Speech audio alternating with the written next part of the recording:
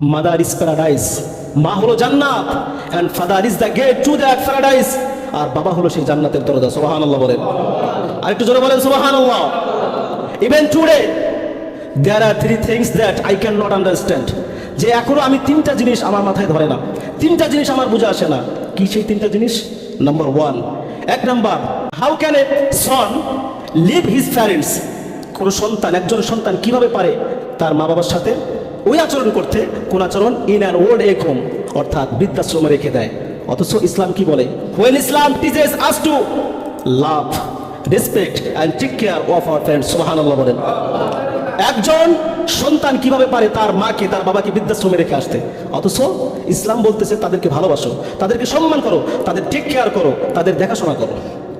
Number two, দ্বিতীয় number হচ্ছে, how can a person behave badly with Islamic scholars.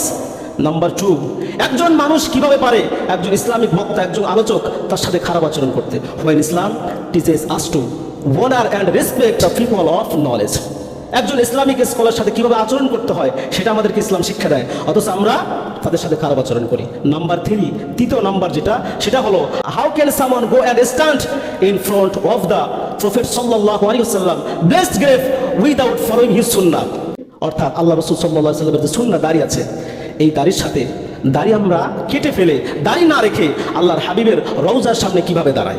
কয়টা জিনিস বলছি? জোরে বলেন, কয়টা জিনিস? তিনটা জিনিস আমার মাথায় ধরে না, হিসাবে আসে না। কিভাবে একজন সন্তান পারে তার বাবা মাকে বৃদ্ধাশ্রমে রেখে আসতে।